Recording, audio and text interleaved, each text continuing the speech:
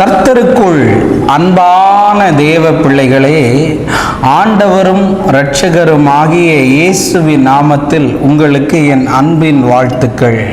இந்த நாளிலேயும் ரோமர் 8வது அதிகாரம் அவனுடைய 28வது வசனத்தை வாசிக்கிறேன். அன்றியும் அவருடைய தீர்மானத்தின்படி அழைக்கப்பட்டவர்களாய் தேவனிடத்தில் அன்பு கூறுகிறவர்களுக்கு சகலமும் நன்மைக்கு ஏதுவாய் நடக்கிறது என்று அறிந்திருக்கிறோம் என்று எழுதியிருக்கிறத பார்க்க முடியும்.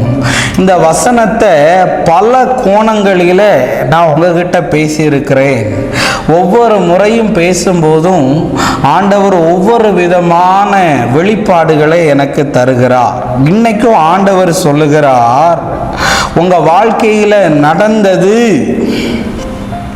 உங்க வாழ்க்கையில நடந்து கொண்டிருப்பது, உங்க வாழ்க்கையில நடக்க போகிறது எதுவா இருந்தாலும் அது நன்மைக்கு ஏதுவாய்தான் இருக்கும், நல்லதுக்காகத்தான் இருக்கும்னு இயேசுவின் நாமத்தினால நான் அதை உங்களுக்கு அறிக்கையிட்டு ப்ராமிஸா ஆண்டவர் சொல்லுகிறார். ஆமென்.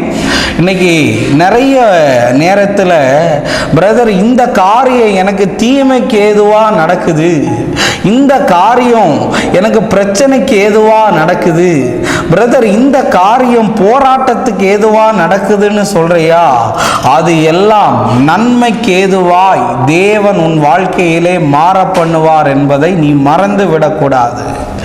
சகலமுனா நடக்கிற எல்லா காரியமும் ஒருவேளை அப்பொழுது அது தீமையாக தோன்றலாம், பிற்பாடு அது நன்மையாக நமக்கு மாறுங்க. நான் நிறைய நேரத்தில் சொல்லியிருக்கேன், இந்த பாவக்காவை பார்த்துருக்கீங்கல்ல, இந்த பாவக்காய் என்னக்கா நீங்கள் சொல்கிற அந்த பாவக்காய் தான். அந்த பாவக்காவை நிறைய பிள்ளைங்களுக்கு பிடிக்காது. ஏன்னா அந்த பாவக்காவை தின்ன ஒரு கேரட்டை கடித்து சாப்பிட்டுடலாம் டப்புன்னு, ஒரு வெள்ளரிக்காவை கடித்து சீக்கிரம் சாப்பிட்டுடலாம். ஆனால் ஒரு பாவக்காவை அப்படி கடித்து திம்பாங்களா? திங்க மாட்டாங்க. ஏன்? அதுக்குள்ள நிறைய கசப்பு இருக்குதான். ஆனால் பிள்ளைங்களுக்கு தெரியலை, பாவக்காவை திங்காதவங்களுக்கு தெரியாது. அந்த பாவக்காவுக்குள்ள கிருமியை அழிக்கக்கூடிய வல்லமை இருக்குதுங்க. எவ்வளோ பெரிய விஷ கிருமியாக இருந்தாலும் வயிற்றுக்குள்ளே இருந்து அழிக்கும். அதே மாதிரி தான் உன் வாழ்க்கையில் ஏதாவது தீமை நடக்குதுன்னு வையன், அது கூட நன்மைக்கு ஏதுவாக தான் மாறும். யோசேப்பை குழியில் கொண்டு போட்டாங்கங்க. நான் உண்மையிலே சொல்ல வரேன், அந்த குழி அவனுக்கு இல்லைன்னா அவனுக்கு அப்படிப்பட்ட ஒரு வழி திறந்திருக்காது. கோலியாத்து மட்டும் தாவீதை எதிர்க்க வரலன்னா தாவீதுன்னு ஒரு ஆள் இருந்திருக்கிறதே தெரியாது. இதெல்லாம் தேவன் நன்மைக்கு ஏதுவாய் மாற பண்ணினார். ஷாகா ரபாலா.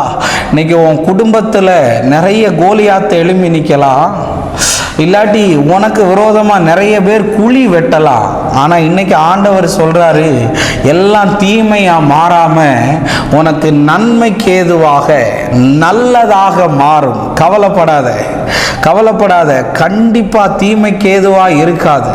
தேவ பிள்ளைகளே, அவருடைய தீர்மானத்தின்படி அழைக்கப்பட்டவர்களாக இருக்கிற உன்னை பார்த்து தான் சொல்கிறேன், நன்மைக்கு ஏதுவாய் நடக்கும், நல்லதாகவே இருக்கும். நம்ம ஜெபம் பண்ணலாம். அன்பான ஆண்டவரே, இந்த நேரத்துக்காக நன்றி. நீர் எங்களோடு பேசின நல்ல ஆழமான சத்தியங்களுக்காக நன்றி சொல்லுகிறேன்.